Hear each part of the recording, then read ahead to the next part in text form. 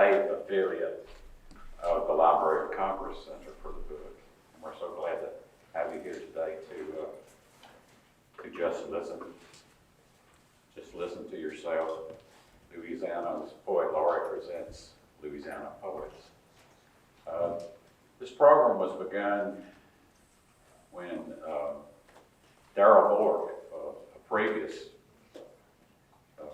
Louisiana Poet Laureate, came up with the idea, and it's been going strong ever since. Every Poet Laureate who has served since that time has continued to host this program, including one of the former Poet Laureates on stage, Bedell, then this wrote, and through, and of course, with Mona Lisa, Saloy. As her time as Poet Laureate is coming to a close, I know she's anxious for a rest. She has been wonderful to work with, and she's kept me informed about her different appearances, and it made me tired just to read what she was doing, much less be doing what she was doing. She has been crisscrossing all over this state, and she's been to places I've never even heard of. And I would guess she's been to more places in Louisiana than most of us have been to. And I know she's worn out, but she has loved it. She has loved it too. And as if the position wasn't challenging enough, she went and broke her arm to make it more challenging. So we especially appreciate what she has done and what she's going to do. She'll be at the Louisiana Book Festival this year. You're not seeing the last of Mona Lisa. She has a new book coming out, Black Creole Chronicles, coming out in May from UNO Press.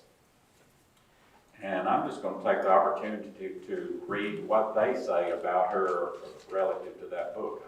You know, Mona Lisa, when I was trying to think, what did I say about Mona Lisa? We're just longtime friends, and you've done so much, it would take half the program. And I thought what they put together, and you probably put it together, I don't know, your bio for that. I'm just going to read that as a way of introduction and then turn it over to you for hosting.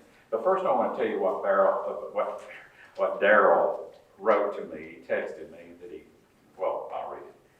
He said, "The listen lineup is just what I hoped for. The program opening a door to welcome new voices. I will not be able to be there, but I'm happy that this program continues to be part of library programming. Love, Ariel." Yeah. Mona Lisa Saloy, author, folklorist, educator, and scholar, is an award-winning author of contemporary Creole culture in poems about Black New Orleans before and after Katrina. As a folklorist, Saloy documents sidewalk songs, jump rope rhymes, and clap hand games to discuss the importance of play. As a poet, her first book, Red Beans and Rice Be Yours, won the T.S. Eliot Prize and the Penn Oakland Josephine Miles Award. She's written on the significance of the Black beat poets, on the African American toasting tradition, on Black and Creole talk, and on conditions and keeping Creole after the devastation of Hurricane Katrina. Her work captures the day-to-day New Orleans speech, contemplates family dynamics, celebrates New Orleans, and all in a way everyday people can enjoy. Please welcome Mona Lisa.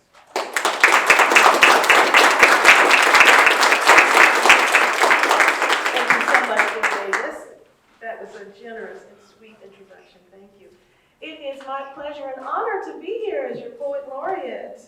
And again, this program, Just Listen to Yourself, was begun by our forever Poet Laureate, Darrell Bullock. God bless him. We miss him, and he's with us in spirit. So it is my great pleasure to continue the tradition. And we will each read 5 minutes to keep you not beyond lunch, and hopefully you'll buy some books before you go, because all of them have something to share. And I'm going to begin with just a couple of pieces and keeping in time. Again, thank you for being here. Black Creole Chronicle. Black New Orleans for true. Come Mondays, some will never see us. Some will never understand. Only some will get us. Only some will dig our sound, our joy, our style, our hip, reverb, our lingo, our tales, tall, squat, and old as the world. Will they see who or what she or he or they are? Our crime was being black.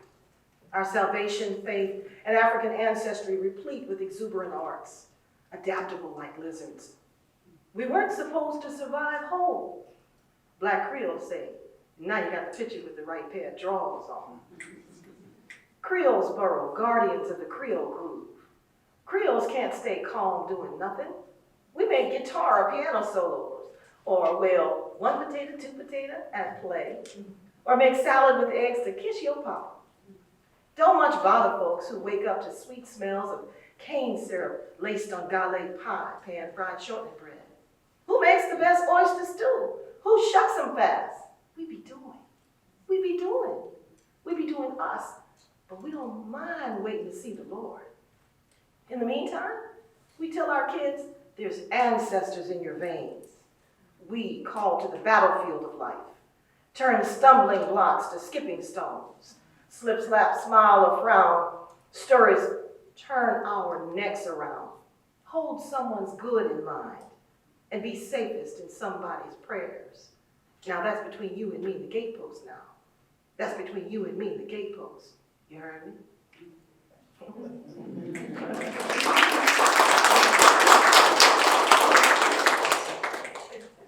My final piece, 7th Ward Daily Fare of Black Creole Talk. In the Crescent City, we live on the inside of good luck, the right side of blessings. Past front steps and porches, we're a giving thanks and praying town. Contrary to popular opinion, there's more churches than bars. Annually, we count the storms missing us. Laugh and thank you, Lord, for another safe season. And in the middle of smiles, we see each other and wish you well until we chew the fat on the gallery again. Hey, he looks like Uncle Brother. No, he look like Jesse Hill. Who that? Mr. Ooh Papa do himself. Oh, they did that dude bad. Buried him in Holt Cemetery. What? Potter's Field. No lie, that's Kapu, bad luck. Oh, got a step. Need to find a stump to fit and rest my rum. Chew some pecans later. Amen. Oh, I want to tell you about ooh, what do. Let me tell you the most. Oh, do. You know they call me the most. And I won't stop trying till I create a disturbance in your mind.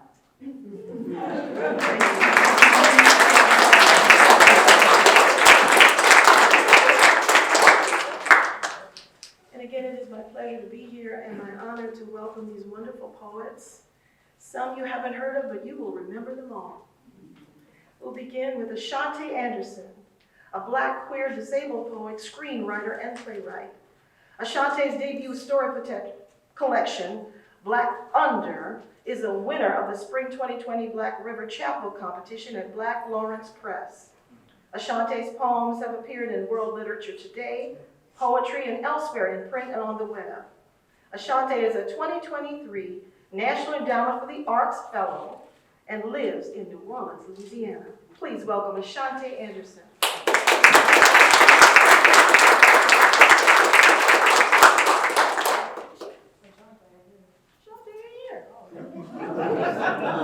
Ouch. We'll come back to Ashanti.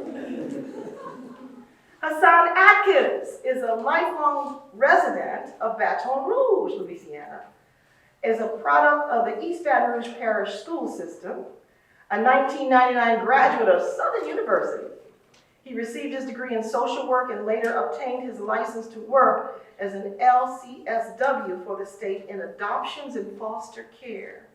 He currently pursues writing as a hobby and is a patron of the arts. He wants to further pursue interests in African American history. Please welcome Hasan Atkins.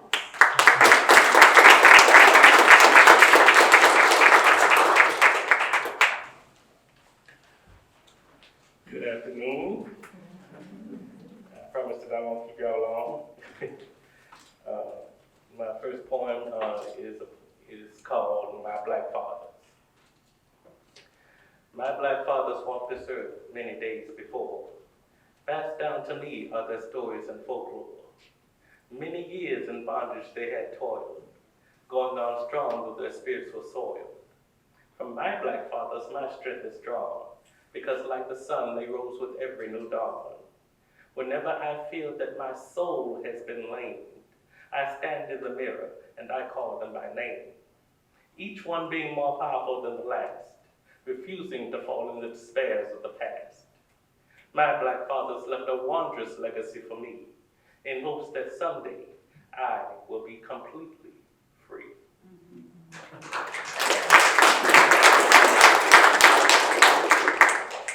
And this next poem I wrote during the pandemic, and during the George Floyd and everything that was going on. It's called It's Time to Wake Up. It's time to wake up, children. The time for sleeping is done. A new dawn has risen in the light of the shining sun. It's time to make new plans. It's time for goals to be reached. It's time for new lessons and new ways of life to teach. The darkness stayed too long. Its reach extending far. It's time to show the world how bright and stellar you are.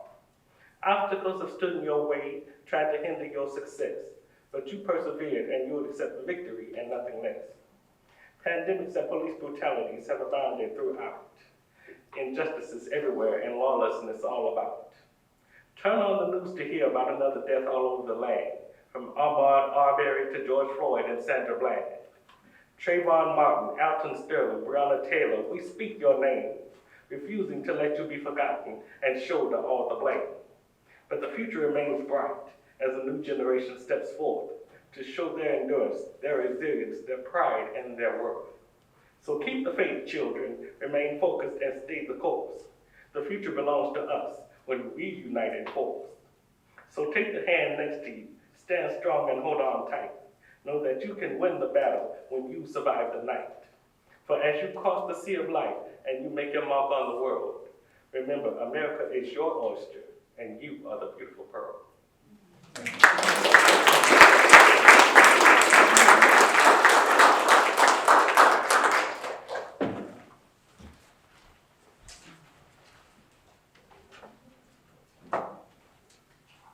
I'm so happy to hear and see this next poem. It's been a while. Jack B. Bedell is professor of English and coordinator of creative writing at Southeastern Louisiana University, where he also edits Louisiana literature and directs the Louisiana Literature Press. Jack's work has appeared in Had, Pigeonholes, The Shore, Okie Donkey, Eco Theo, Heavy Feather, Cheap Pop, and other journals. His latest collection is Against the Woods, Dark Trunks, from Mercer University Press, 2022. He served as Louisiana Poet Laureate from 2017 to 2019. Please welcome Jack B. Bedell.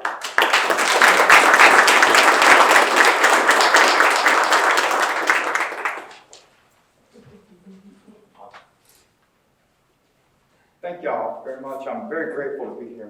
I'm grateful to be anywhere this last season. I don't know how long my voice will hold out, so I'm going to play it safe and just read a couple for y'all. This first one was written, I'm sure we were all sharing this experience where we turn on the news and every day we think, it can't get any worse than this. And then it gets worse. Unfortunately, this nonsense is still happening. So I guess I'll read this as a prayer again. Another night just. Our day starts with news of another mass shooting out west. We learn about bump stocks, rush to get things ready for the ride to school, exams, football games. The rest rolls downhill fast until I'm on my belly in a gas station parking lot, crawling over gravel to place a jack under the axle of my truck, right next to a blown out sidewall. My daughter's crouched over asking me if I know what deposition is. Not like in court, she says, like when big rocks break into small chunks of stuff. There's a cricket with me under the truck somewhere, and it answers with a quick scream before I can. My son's head pokes under the door on the other side, and he tells us that if we slowed down a recording of a field full of crickets, it would sound just like a choir of people singing in perfect harmony. And even right there, lying on the ground, rocks cutting into my stomach, I have to laugh at how easily if and just roll off his tongue.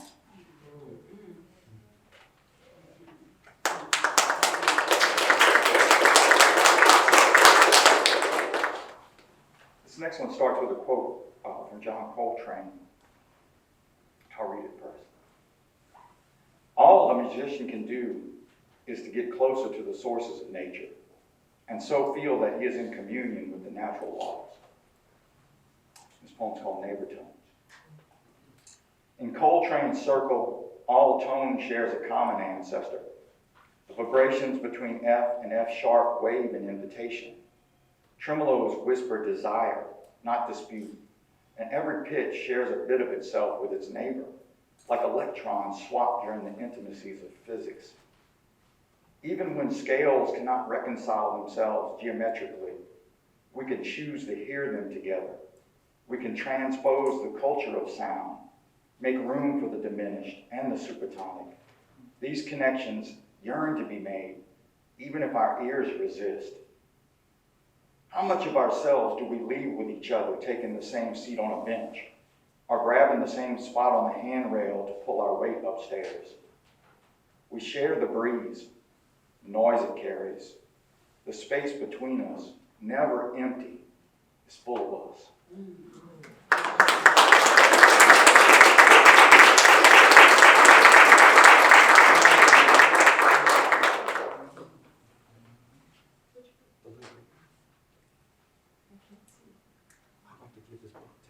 Okay, that's so sweet. I'm gonna jump, but if I fall, Let's hold up. Oh, my birthday.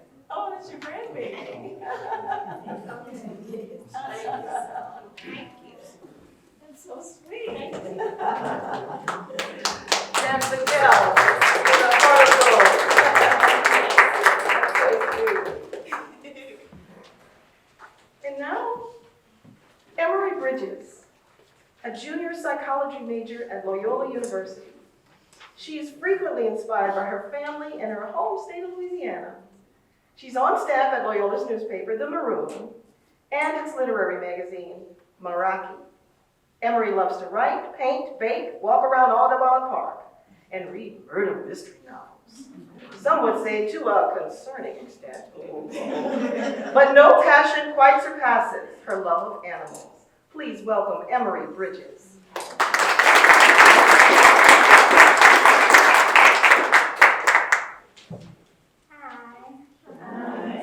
I have 3 short little poems. This first one is called Alligator Song. I am the unhinged chin of an alligator hanging from red, sunburnt cheeks, full of sharp teeth breaking the surface of stale water. The swamp is a cracked egg, yolk laying belly up for the world to bloom from. Quit shaping your mouth into the name of a flower when you call for me. Call me Mama's daughter, ferocious while I cradle old scales. Call me little sister, our strong tails twisted together like dry vines. Call me an alligator and I will open my great green jaws to sing.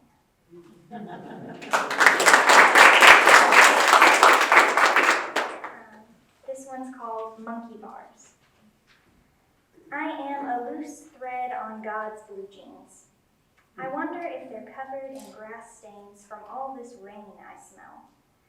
I swing with nothing in my head but baby curls that taste like sweat and a bee sting. Dangling in the sun, I breathe in my smallness as a pocket string. I let it all sit like an old man in a rocking chair, content with everything I do not know.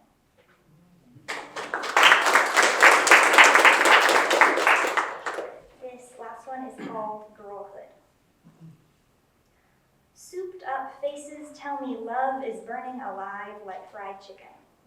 All our teeth have turned red hot from a lip gloss tube, and we laugh as God's dirty joke.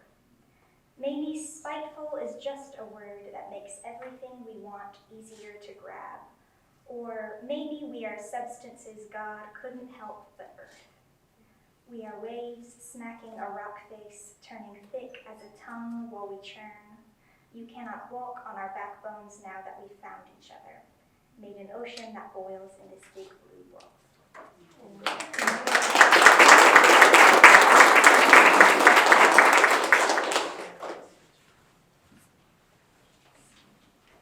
Thank you. Our next poet is Ariel Francisco. Ariel Francisco, besides being named after an angel, is author of Under Capitalism, If Your Head Aches, They Just Yank Off Your Head, from Flowering Press 2022. A poet and translator born in the Bronx to Dominican and Guatemalan parents and raised in Miami. His work has been published in The New Yorker, American Poetry Review, the New York City Ballet, Latino Book Review, and elsewhere. Currently, he is Assistant Professor of Poetry and Hispanic Studies at Louisiana State University. Welcome, Ariel Francisco.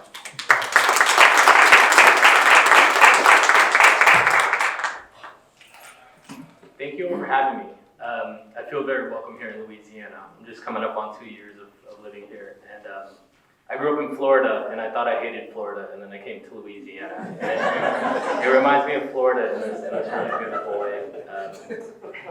So I'm just going to read one poem. It's a little long, but it should still come in under 5 minutes. It's called Insomniami, which is a combination of insomnia and Miami, and it deals with climate change and growing up in a place that feels like it doesn't care about its people.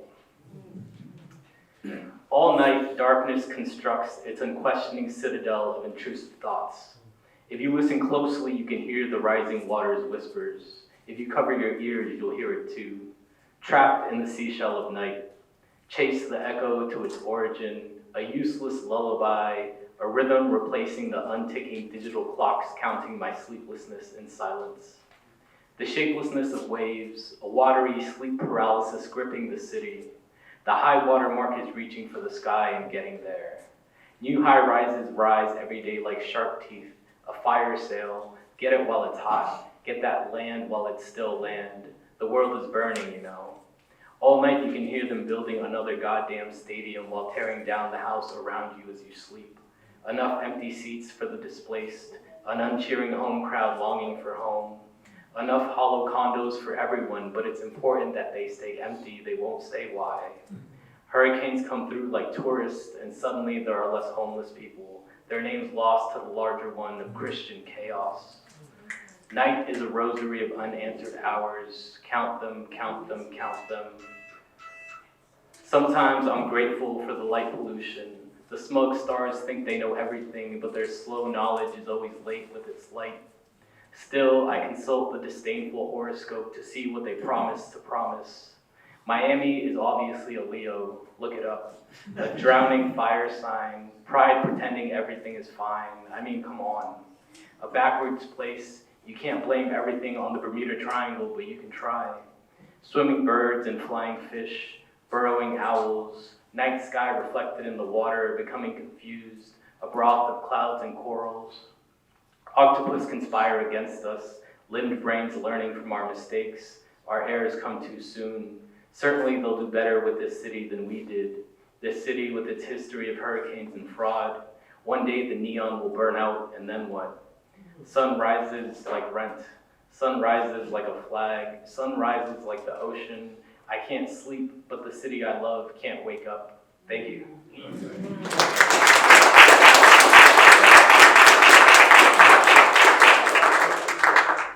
Sun rising like rent. You know that too well. And now we present Anitra Jackson. Anitra Jackson is a poet who goes by Queen of Expressions. She is a mother of two and grandmother of one. The Queen is currently working as supervisor at Blue Cross and Blue Shield of Louisiana. She is published through projects from her alma mater, Baton Rouge Community College, Her dream is still to be published with poetry and urban fiction novels. Welcome, Antira Jackson.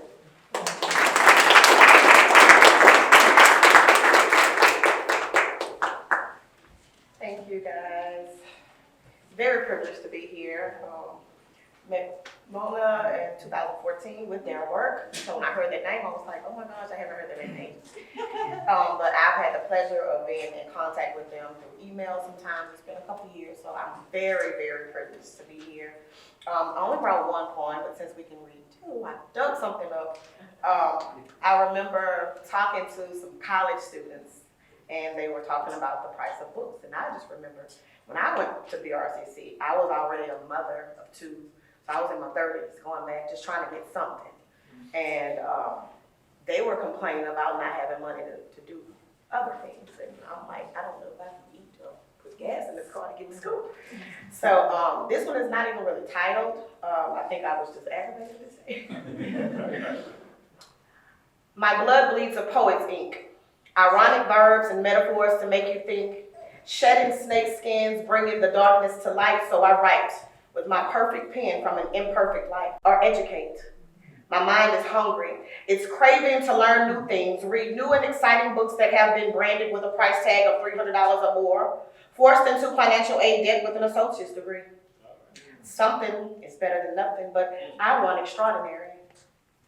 Something is better than nothing, but I want extraordinary. So my pen emits my pain. It also reminds me of my gift, something that can't be taught, stamped at birth to be a queen, the queen of expression, the one who smiles through depression, who encourages others to exceed past their dreams, because helping to better them is helping to better me, and it doesn't matter where we are from.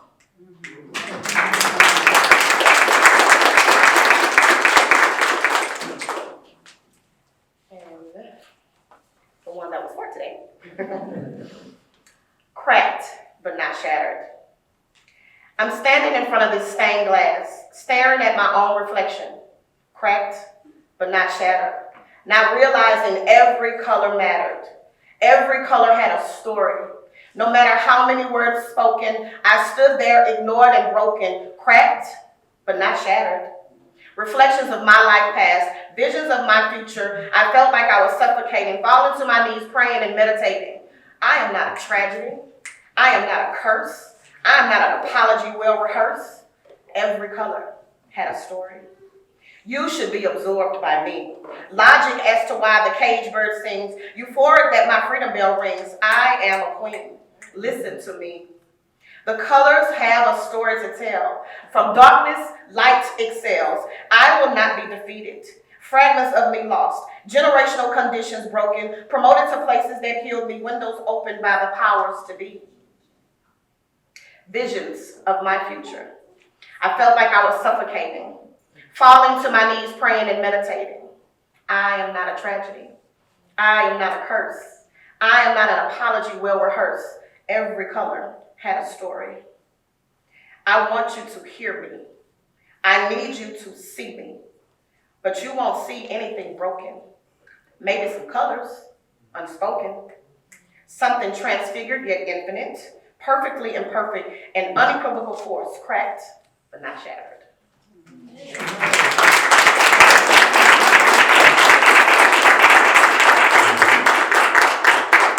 Right, Antiira Jackson. And now please help me welcome Antione Lacey. Antione Lacey is a 29-year-old native of Baton Rouge, Louisiana, and a local entrepreneur. He graduated from the University of Louisiana at Lafayette with a minor in film production. Antione is also a published poet, photographer, videographer, and graphic designer. Antoine's goals for the future are becoming a film director and cinematographer of his own films, while working on building his brand called Babuo. Babuo stands for Be a Blessing Upon Others. Welcome, Antione Lacey.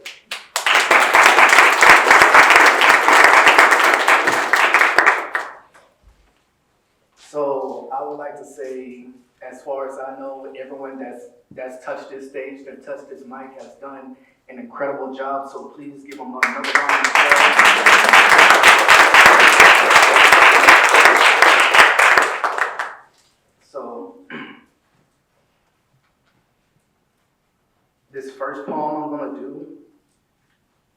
This first poem I'm gonna do is from my third book that I published in 2021.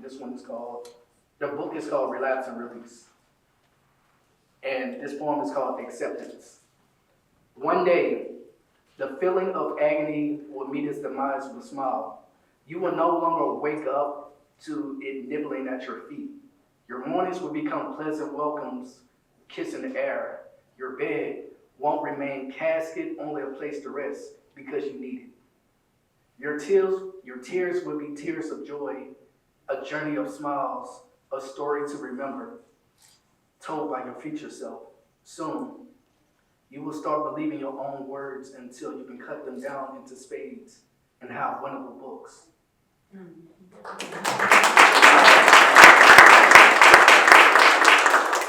you. Now, the second poem is fairly new. I wrote it in dedication to my love for Black women and also feeling loved by Black women. Since I'm single, this poem is dedicated to my mom and also dedicated to my late great aunt that passed last week.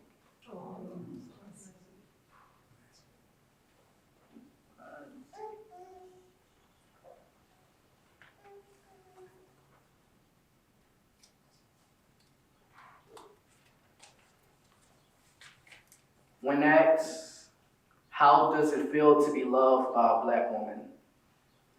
To be loved, it feels like home. It feels like a place to lay my head, even if the foundation have a bit of cracks in it. But those heal over time. For a moment, I don't have to think about wearing my masculinity outside the proof point about survival. To prove a point about being a statistic. Because with her hands, the hands of a daughter, the hands of a mother, she drapes me with nurture. It feels like God giving me a second chance. Because not all Black boys live to see their mothers cry over them. Like, no weapon shall form against me. Like, did you remember to take the chicken out because the food is about to be bombed? Like, a click of this pen, a click of this camera is my sword to remember. It feels like not another podcast explaining who cheats more, Black men or Black men or Black women, because neither cheat.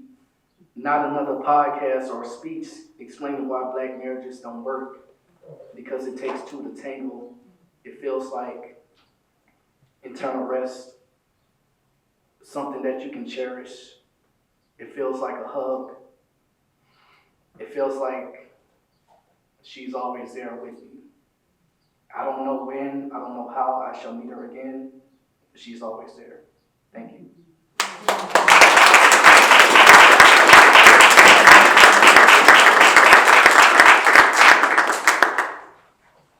Thank you all.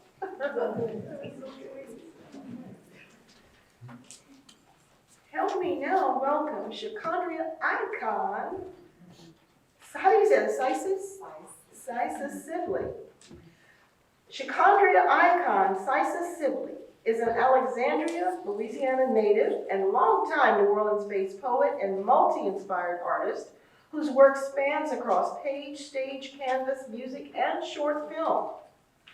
A multiple-time National Poetry Slam champion and viral spoken word artist, her work has been featured on many platforms, including BBC World Radio, BET, Huffington Post, and Teen Vogue. Sha'Condria is author of My Name is Pronounced Holy, a collection of poems, prayers, rememberings, and reclamations. Please help me welcome Sha'Condria icon Sices-Sibley.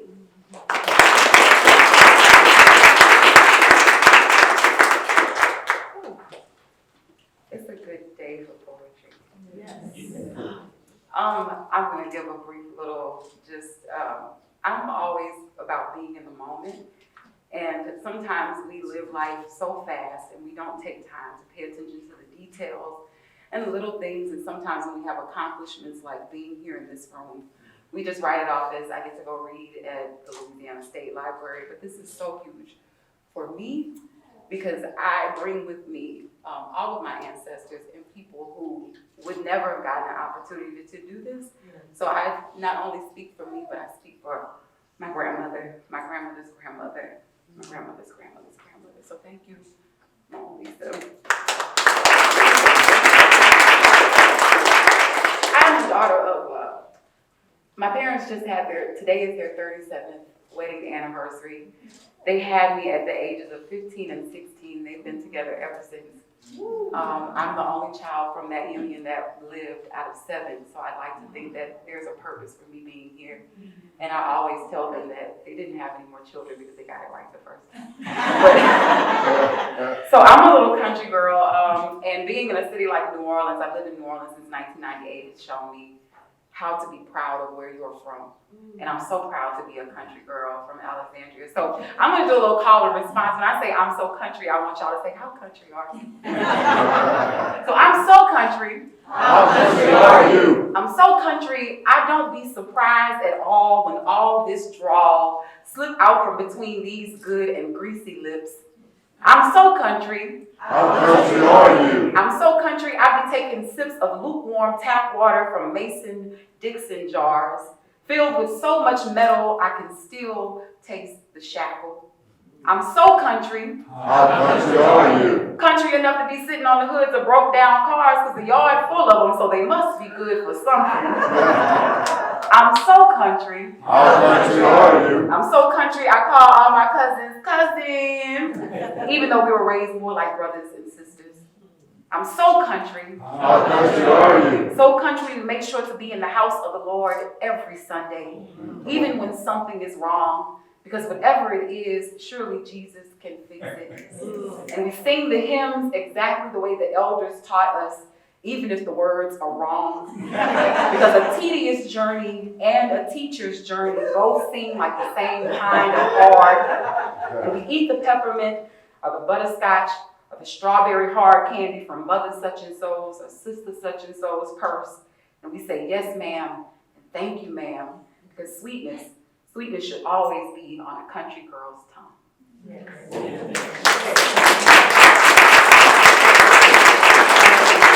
And I have one more, and this is for the women in my family who always knew how to take their alchemists, you know. I never knew we were poor until I got older. I'm like, I had no idea we were poor. Because I watched Mama Dear. I watched Mama Dear take a few cups of cornmeal, a couple of eggs, a half gallon of milk, and she would feed her entire family and the neighborhood. I watched both my grandmothers take the bitterness of divorce and turn it into some of the sweetest homemade cakes you have ever tasted. I watched my own mother take an unplanned teenage pregnancy and years of ridicule and turn it into over 37 years of marriage today and counting, a career in education, and an award-winning poet or daughter. See, I'm from a long line of women who had to take life's most bitter ingredients and turn them into something worth licking your plates for. Women whose palms are laced with wrinkles and stardust, who weave miracles from misfortunes. So you can call them women, call them mothers, call them alchemists, even call them magicians, but whatever you call them, just make sure you call them ma'am or missus. Because they are the type of women who demand respect. No hand on hip or roll a neck to keep you in check. Now, my mama and Mama Dear, they are the type of women whose eyes say everything their mouths never need to. See, the women in my family, they inhale life's pollution and exhale gospel. They are walking, talking hymnals, perfect verses of chestnut skin and big bones set over organs and strong heartbeats, all testimony and healing, all holy and how I got over. See, the women in my family, they be bridges over troubled waters. Beautiful examples of how to take life's storms and turn them into baptisms. And some days, I do not feel worthy of this kind of salvation. For I know I've been saved many times by their blood, sweat, and tears.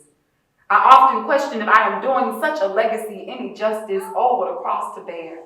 Because this world will try to make you forget the strength in your own spine, how it's in your DNA to bend but never break, even after you may give and give and give and rarely take much for yourself. For all the times when we are seen as saviors instead of angels, we learn to take the scars on our shoulders and carve out our own wings, which means we don't need the world to tell us we fly. Although it would be a nice gesture. Well-deserved recognition, but thankfully our mamas and Medias, they taught us how to be our own tambourines, which means they taught us how to shake the devil off our backs and Holy Ghost dance all over his neck. See, their ancestors taught them that. These were the things that could not be drowned in the Atlantic Ocean, and for them we say, hallelujah. For all the ones who came before us, we say, thank you, God. For I'm from a long line of women who know how to turn classrooms and kitchens into pulpits. You know, the type of women who have taught me that when your life becomes a sermon that don't nobody else want to hear, sometimes you got to be your own amen. Amen. Amen. Amen.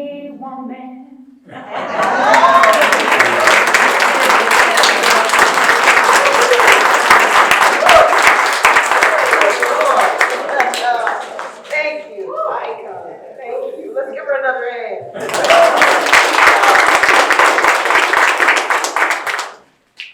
Whew. Last but not least is another voice who just moved me so much when I heard her. She is the future. Samia White has been entranced with the world of storytelling through writing and motion picture for as long as she can remember. She's a 22-year-old woman who attends Baton Rouge Community College. She's majoring in liberal arts with a concentration on film. Samia owns a media production company called Enter, I-T-Y, Enter Into Yourself Productions. She believes in poetry. She believes poetry is a door that God has opened for her. So she's walking through it. Please help me welcome Samia White.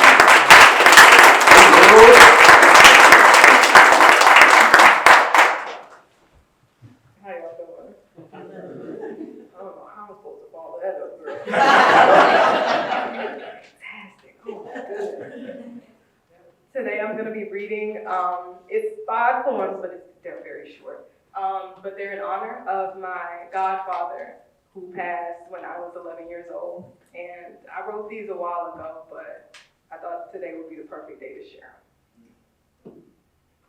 And they also follow a bit of a theme, but I don't know if y'all gonna catch it. We're gonna catch it.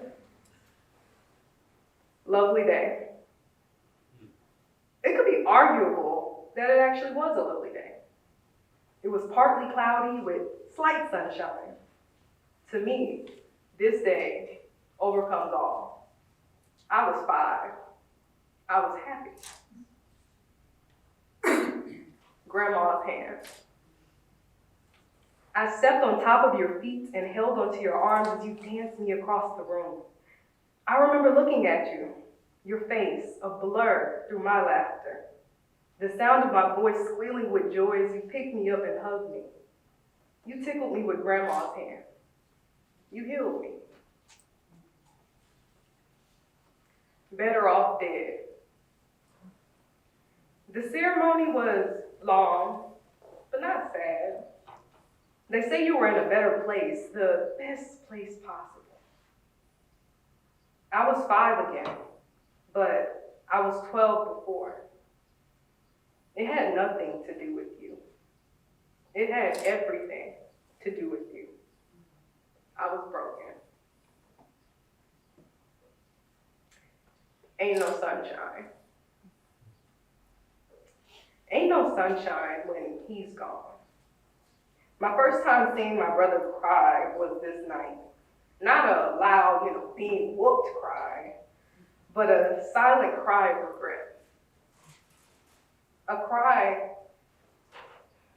regret of what he didn't get to say. A cry, almost a plea for the news to be false. I screamed. I was young, and I haven't screamed since. Lean on me. You came to my dream one night, weeks later. After all the crying was done, all the feelings were flushed. You kissed me on the forehead and hugged me tight. I'm not dead, you whispered. I woke up crying. not sorrow, not pain, not even regret. But I was finally able to let you go. I will lean on you. You will lean on me. Rest in peace, my dear Uncle D. It has nothing to do with you.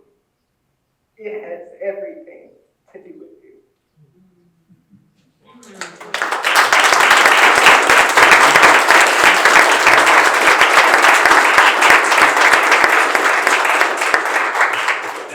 Oh, that was so sweet. Louisiana, you are in good hands with these fabulous voices. Please give everyone a warm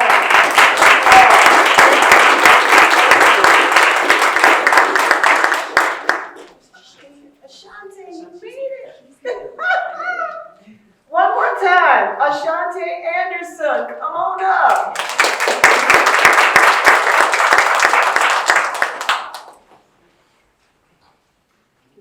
Am I the only person from New Orleans in this building? Like currently living in New Orleans? Oh, because that was going to be my excuse.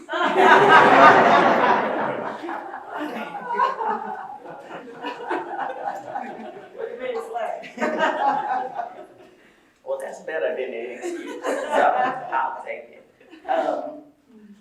I'm actually just going to read one poem for y'all. Thank you for y'all's time. Thank you for still making the space for me on this stage. You know, I was very late. I'm sorry to all of my fellow poets who I missed from what I heard. It was amazing. I sincerely regret missing out on everyone else's. But I'm definitely going to be buying books and checking y'all out. This was amazing. It's such an honor to be here in this space. Thank you all for being here today as well. I just want to close out the reading, unless somebody is coming later than me, with Ode to Black Skin. You are dark as religion. Remember, God could not have named a modicum of light without you. You are plum, black currant, passion, fruit in another woman's garden. You are black as and as if by magic. Black not as sin, but a cave's jaw clamped shut by forgiveness. Color of closed wounds and bellies of ships. You, dark as not the tree trunk, but its every cleft. I chart each crescent moon rising above fingernail and rub together my thighs for want of you. I try to find you where the pages of books meet. You hang where men or piano keys segregate. When I miss you, I remember the hickey the sun left on the back of my neck. If I forget, I smoke blunts down to my fingertips and beg you to come on my lips. This is how I pray for you when I'm not pessimistic. I bow to your darkness like I kneel beside a child's bed, confessing his gospel. There's no monster here. Thank you.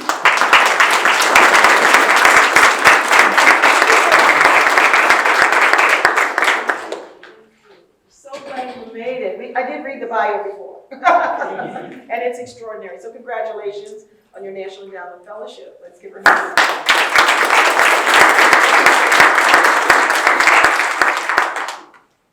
I couldn't do this without Jim Davis. When I tell you the man is awesome sauce.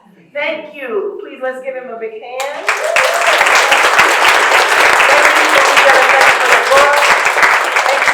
Library, to the Louisiana Endowment for the Humanities. Thank you to all these fabulous voices. We are indeed in good hands now and in the future. And thank all of you for coming, and got to give you some homework. We need your stories.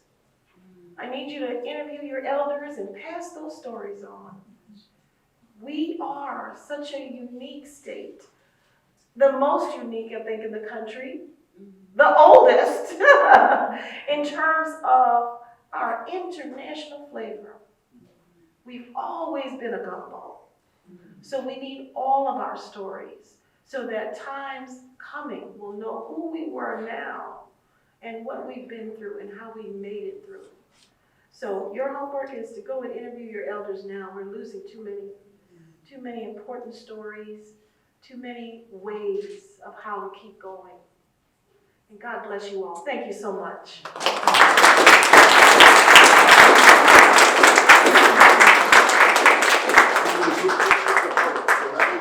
In the front row stay. Those of you in the back row can come and sit on the front bench. We do this every year. There's stairs on this over there, depending on what you want. I want you to come and sit on the edge here. Mona Lisa.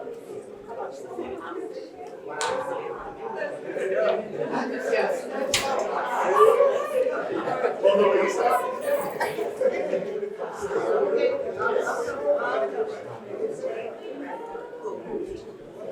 You can either take the ramp or the stairs. You're just instructors on your work. Don't fall. Is that the ramp? He was my serious. Yeah, man. He taught me deviant behavior. And, it's about balance. And so, yeah. I remember that. I saw the face. Yeah. That's been 25 years ago. He taught me, man. He still look good. How you know? Best of friends. Really? Best of friends. Yeah. Dr. Really? I found a little LB back then. I got a little, got some extra points from Dr. Ram in my class. Come on.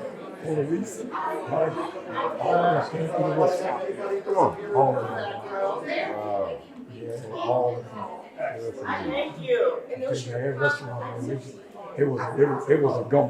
Still find people when they mention